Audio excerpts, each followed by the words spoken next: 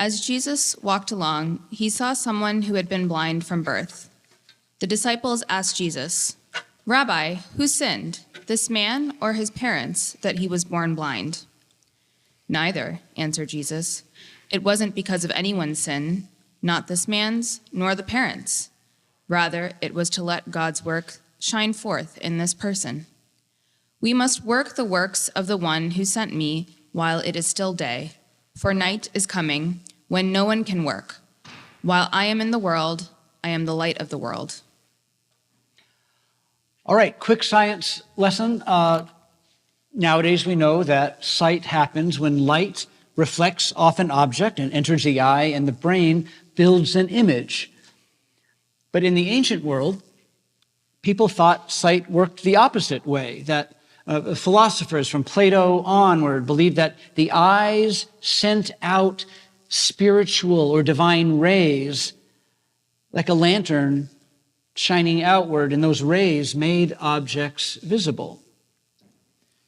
So if someone was blind, it wasn't just, if someone was blind, it was assumed that that person's inner light had been damaged.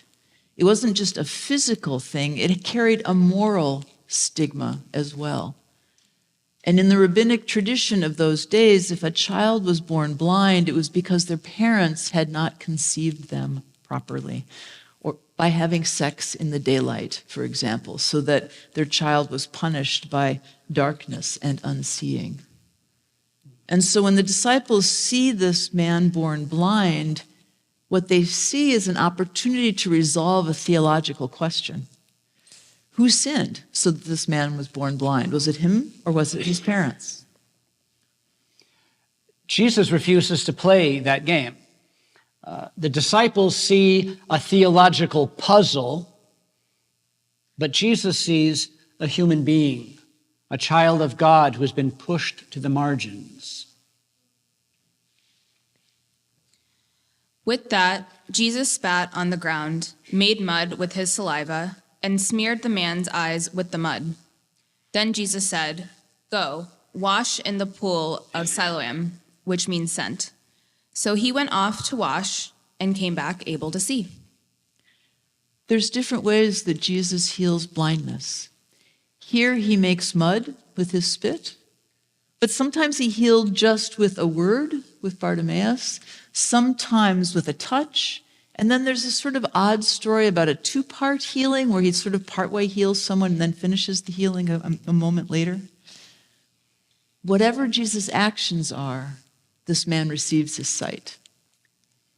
But being received back into community was a considerably tougher process. Neighbors and those who had been accustomed to seeing him as a beggar began to ask, "Isn't this the one who used to sit and beg?" Some said yes, others said, "No, but it is someone like him." But he kept saying, "It is me." The people then asked, "Then how were your eyes opened?" The answer came, "The one they call Jesus made mud and smeared it on my eyes and told me to go to Siloam and wash. When I went and washed, I was able to see." "Where is Jesus?" they asked. The person replied, "I have no idea." Okay, if you think Kafka invented the idea of bureaucracy as existential nightmare, John's gospel has him beat by 1,800 years. The rest of this reading is like if the moral majority ran the RMV directed by Monty Python. They took the one who had been born blind to the Pharisees. It had been on a Sabbath that Jesus had made the mud paste and opened this one's eyes. The Pharisees asked how he had received his sight. He said, "Jesus put mud on my eyes. I washed it off, and now I can see." This prompted some Pharisees to say, "This Jesus cannot be from God, because he doesn't keep the Sabbath." Others argued, "But how could a sinner perform signs like these?" They were sharply divided. Then they addressed the man again. "Since it was your eyes he opened, what do you have to say about Jesus?" "He's a prophet," came the reply. When God works in unexpected and wondrous ways, it can throw our neat categories and careful faith lives into chaos. We grasp whatever we can to squeeze God back into the finite box we like to keep them in. Our need for order can be turned into cruelty. So some of the Pharisees reason that if Jesus were really the Messiah, he wouldn't break one of the 10 commandments by healing on the Sabbath. Even though it's a healing, that breaking of commandment is more than they can handle. And I think they get scared, and that fear makes them cling even more tightly to the rules and to their authority. The temple authorities refused to believe that this one man had been blind and had begun to see until they summoned the parents. "Is this your child?" they asked. "And if so, do you attest that your child was blind at birth? How do you account for the fact that now your child can see?" The parents answered, "We know this is our child, blind from birth, but how our child can see now, or who opened his eyes, we have no idea. But don't ask us, he is of age. He can speak for himself." The parents answered this way because they were afraid of the temple authorities.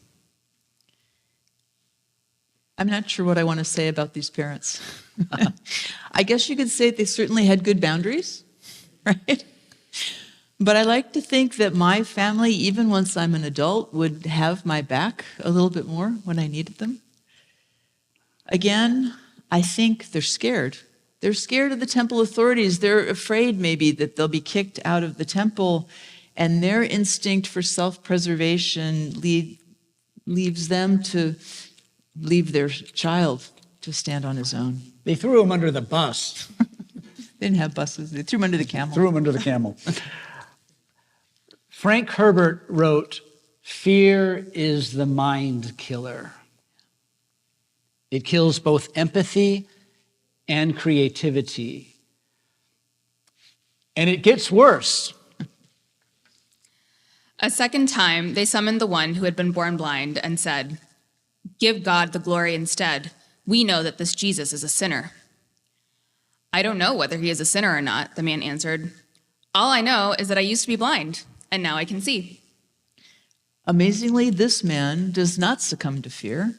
He doesn't give up or give in. But he does get sarcastic. But honestly, who can blame the guy? They persisted. "Just what did he do to you? How did he open your eyes?" "I already told you, but you won't listen to me," came the answer. "Why do you want to hear it all over again? Don't tell me you want to become disciples of Jesus too." They retorted scornfully, "You're the one who is Jesus' disciple. We're disciples of Moses. We know that God spoke to Moses, but we have no idea where this Jesus came from."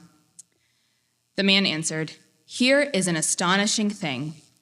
You do not know where he comes from, yet he opened my eyes. We know that God does not listen to sinners, but does listen to one who worships God and obeys God's will. It is unheard of that anyone ever gave sight to a person blind from birth. If this one were not from God, he could never have done such a thing." "What?" they exclaimed. "You were born entirely in sins, and are you trying to teach us?" And they drove him out. Do you feel the tension in this passage? The authorities so desperately want to stay within the bounds that they know. They don't want it challenged, but this formerly blind man holds on resolutely to the fact that this healing has changed his life, and he starts to challenge their theological assumptions, and so they drive him out. And isn't that just what we humans do? Especially when we humans belong to groups based on common beliefs with well-defined borders. When someone shows up with a different idea about truth, or whose simple existence doesn't fit neatly within the walls of our shared mindset, then they become an irritant to our orthodoxy, an itch, a pain, or a threat, and they must be removed. Kicked out of the club, shunned by the community, excommunicated from the church, legislated out of existence. When Jesus heard of the expulsion, he sought out the healed one and asked, "Do you believe in the chosen one?" The other answered, "Who is the one that I may believe?" "You're looking at him," Jesus replied. "The chosen one is speaking to you now." The healed one said, "Lord, I believe," and worshiped Jesus. You know, the only two people who aren't afraid in this story are the one who's healed and Jesus. They're the only two who recognize the amazing power of God's love to make what is broken whole. Everyone else gets terrified by something, even if it's good, like healing, and that fear wipes the mercy right out of them. We don't know what happened to this one born blind and then healed by Jesus. Maybe he became one of Jesus' followers. Or maybe, I don't know, I like to think he dedicated his life to helping his other blind friends now that he could see and help them out. On the other hand, there's also a joke that one day this healed man happens across Bartimaeus, another formerly blind person who was healed by Jesus. And immediately they share their delight at being able to see and exclaiming about all the light and glory that Jesus had brought into their lives.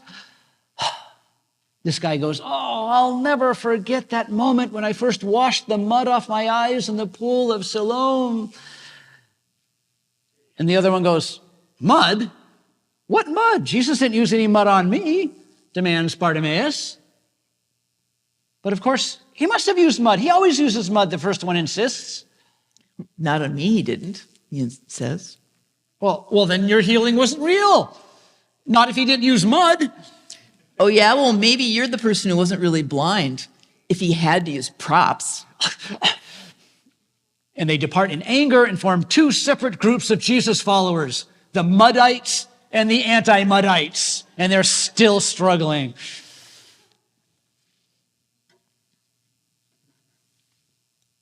It's a joke, but I'm not sure whether to laugh or cry. Because it tells a hard truth about us.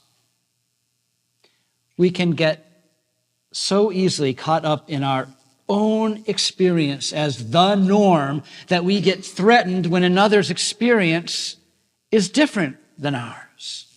Even our greatest celebrations can feel diminished when they aren't fully shared by another in exactly the same way.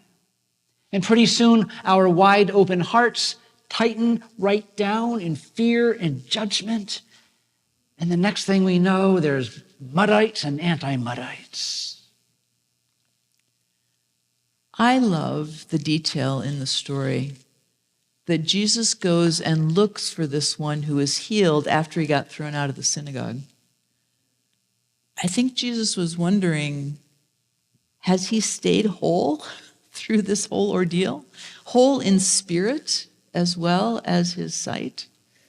Or has he become embittered by how closed everyone around him is?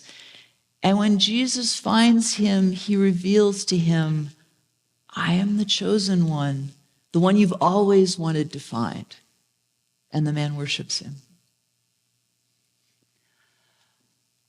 I believe Jesus always comes to look for us when, like this healed one, we've been excluded, disappeared, pushed to the margins, or made invisible. Jesus offers his own self for healing and reconnections to community that we need.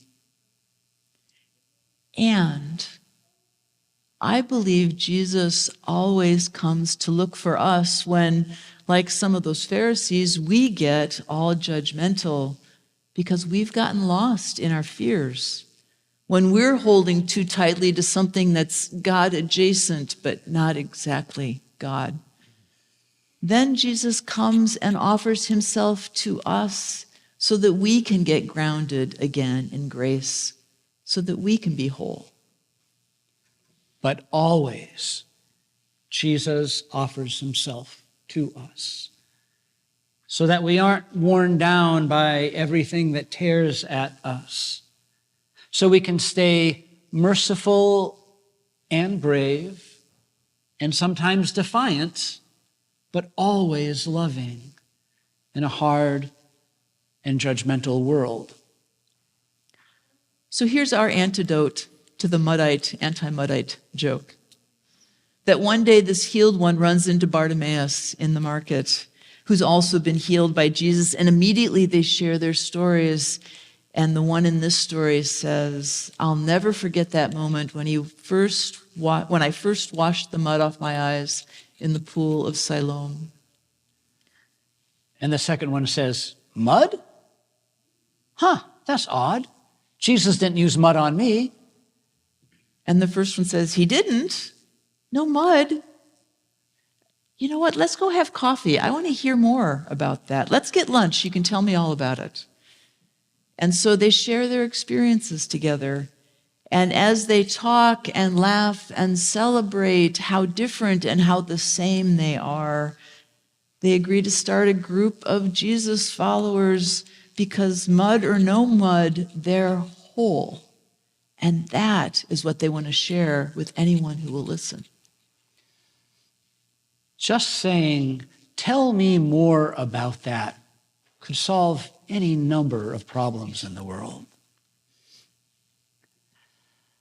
And friends, there is so much in this world that is scary and unloving. There is so much need for us to have mercy and grace toward all those we encounter, especially the ones that make us most nuts, especially when it's ourselves that make us most nuts. And we can't always muster that grace and mercy on our own. I know I can't. But we know where we can find all the grace and all the mercy that we need to be loving and fierce and forgiving and courageous. We find it again and again in Jesus. Amen.